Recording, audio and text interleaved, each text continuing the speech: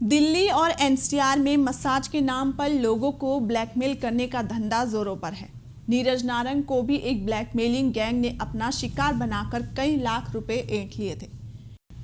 नमस्कार, आप देख रहे हैं क्राइम पेट्रोल और अगर अभी तक आपने यह चैनल सब्सक्राइब नहीं किया है तो जल्दी ही सब्सक्राइब कर दें। नीरज नारंग जिस समय दिल्ली पुलिस की क्राइम ब्रांच के डीसीपी राम गोपाल नाइक के ऑफिस में पहुंचे तो उनके चेहरे पर हवाइयां उड़ रही थी, क्योंकि वह यह नहीं समझ पा रहे थे कि उनके साथ जो हुआ था उसे डीसीपी को किस तरह बताएं। ऑफिस में घुसने के बाद उन्होंने जैसे ही डीसीपी का अभिवादन किया तो डीसीपी ने उन्हें सामने पड़ी चेयर पर बैठने का इशारा किया। नीरज नारंग की तरफ देखने के बाद डीसीपी ने उनसे पूछा, क्या बात है, आप बड़े परेशान लग रहे हैं, बताओ क्या समस्या है। सर, मैं अपनी गलती के कारण कुछ बदमाशों के चक्कर में फंस गया हूँ, मुझे उनसे बचा लीजिए। वो लोग मुझे ब्लैकमेल करके मुझसे 3 लाख रुपए ऐंठ चुके हैं और 4.5 लाख रुपए के पोस्ट डेटेड चेक ले चुके हैं। अब वो मुझसे फिर से एक बड़ी रकम की डिमांड कर रहे हैं। सर, इस तरह तो मैं बर्बाद हो जाऊंगा, नीरज नारंग ने बताया। कौन है वो लोग, आप घटना विस्तार से बताइए, डीसीपी ने उनसे कहा। इसके बाद नीरज नारंग ने उन्हें एक लिखित शिकायत देते हुए अपने साथ घटी घटना बता दी। उसे सुनकर डीसीपी रामगोपाल नाइक को मामला गंभीर लगा। उन्होंने इस मामले की जांच क्राइम ब्रांच की शाखा शकरपुर के इंस्पेक्टर विनय त्यागी को सौंप दी और उन्होंने पीड़ित नीरज नारंग को शकरपुर क्राइम ब्रांच ऑफिस भेज दिया। यह बात 19 सितंबर 2018 की है। Neeraj Narang crime branch inspector Vinay Tyagi के ऑफिस पहुंच गए। उन्होंने उन्हें अपने साथ घटी जो कहानी बताई वह इस प्रकार थी। नीरज नारंग दिल्ली के एक बिजनेसमैन हैं। पटपड़गंज इंडस्ट्रियल एरिया में उनकी अपनी फैक्ट्री है। एक दिन वह अपने ऑफिस में लैपटॉप पर नेट सर्फिंग कर रहे थे। इस दौरान वह एक गे वेबसाइट देखने लगे। उस साइट को देखने में उनकी रुचि बढ़ने लगी। साइट पर उन्होंने एक फ़ोन नंबर देखा। नीरज की उत्सुकता बढ़ी तो उन्होंने उसी समय वह नंबर अपने फ़ोन से मिलाया। कुछ देर घंटी बजने के बाद दूसरी तरफ से एक युवक की आवाज़ आई। उस युवक ने अपना नाम अरमान शर्मा बताया। उससे कुछ देर बात करके नीरज नारंग ने उससे उसी दिन शाम को पूर्वी दिल्ली के निर्माण विहार में स्थित V3S मॉल में मिलने का कार्यक्रम निश्चित कर दिया। निर्धारित समय पर नीरज नारंग वहां पहुंच गए। कुछ देर बाद अरमान शर्मा भी वहां पहुंच गया। वहां स्थित मैकडॉनल्ड्स रेस्टोरेंट में दोनों की मुलाकात हुई। उसने नीरज को बताया कि वह आधुनिक तरीके की मसाज सर्विस चलाता है। उसके पास अलग अलग कैटेगरी की मसाज करने के पैकेज हैं और यह सुविधा अच्छे होटल में उपलब्ध कराई जाती है। नीरज नारंग एक अलग ही मिजाज वाले थे, इसलिए उन्होंने 8,000 रुपए के पैकेज का चयन कर लिया। मसाज कराने के लिए वह वैशाली में स्थित एक होटल में पहुंच गए। अरमान शर्मा भी वहां पहुंच गया।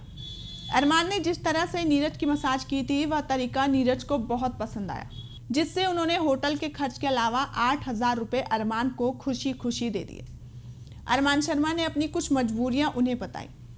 फिर अरमान के आग्रह करने पर नीरज नारंग ने उसे 3,000 रुपए अलग से दे दिया।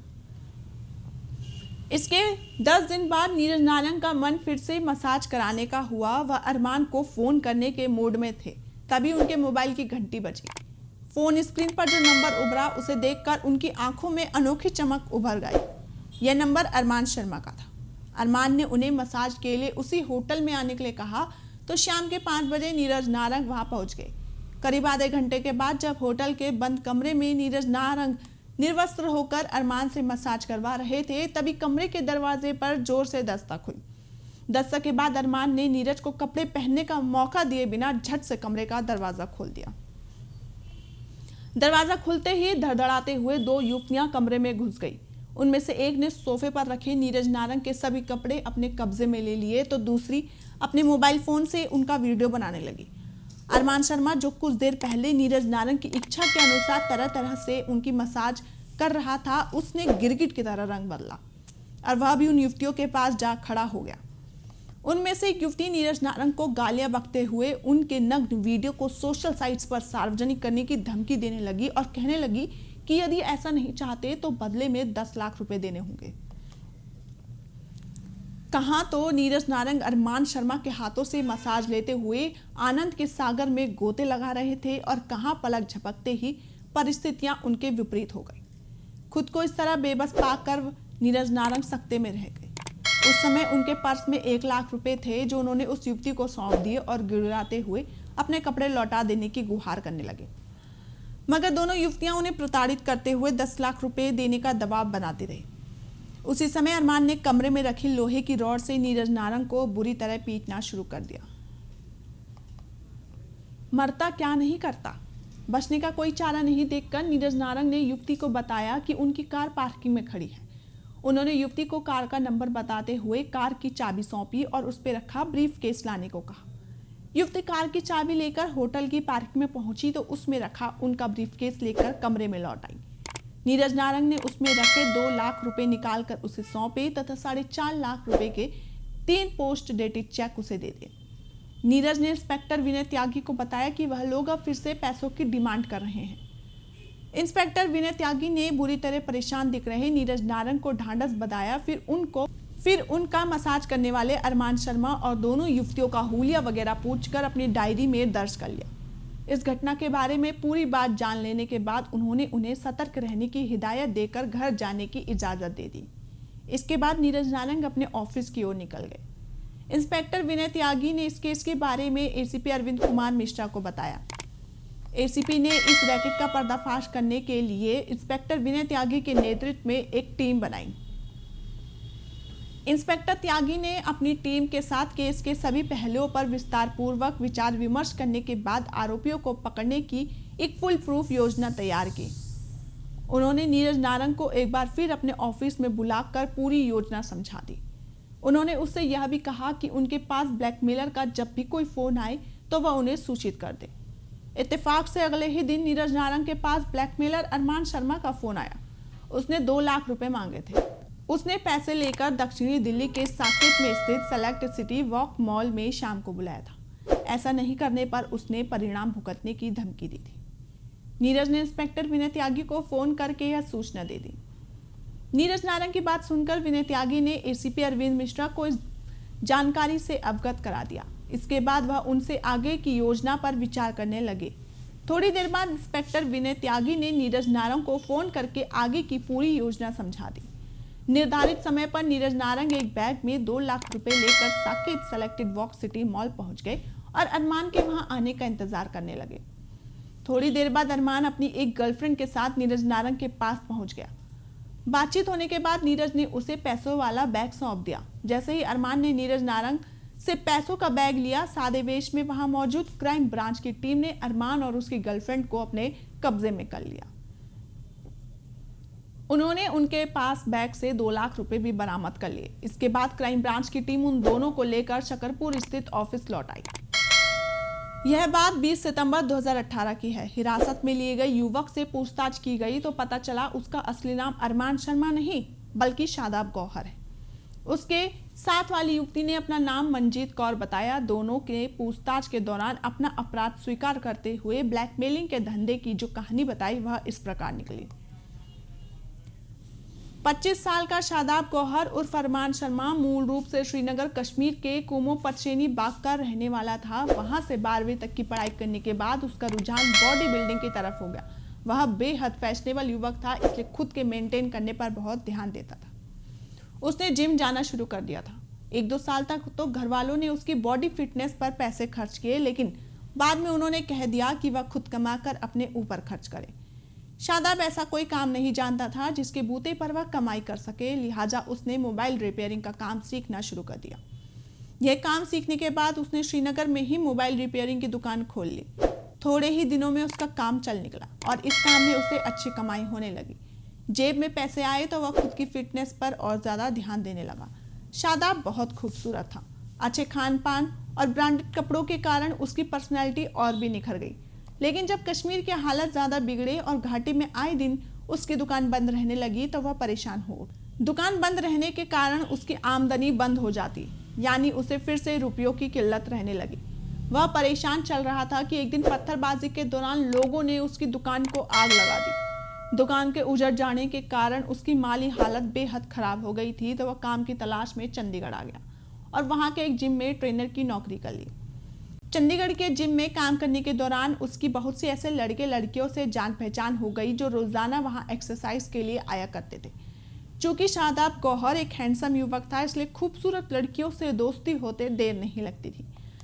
मंजीत कौर नाम की एक युवती से उसकी अच्छी दोस्ती थी। गोरी चिट्टी और आकर्षक मंजीत कौर बेहद खूबसूरत युवती थी। वह मूल रूप से दिल्ली की रहने वाली थी और उन दिनों चंडीगढ़ में रहकर पढ़ाई कर रही थी। शादाब मंजीत को अपने साथ चंडीगढ़ के महंगे रेस्टोरेंट में ले जाने लगा। कुछ दिनों में उनके बीच का फासला खत्म हो गया और वह दोनों लिव इन रिलेशन में रहने लगे। शादाब गौहर ने चंडीगढ़ के सेक्टर 56 में एक फ्लैट किराए पर ले रखा था। अब मंजीत कौर उसके साथ बतौर उसकी पत्नी बनकर रहने लगी।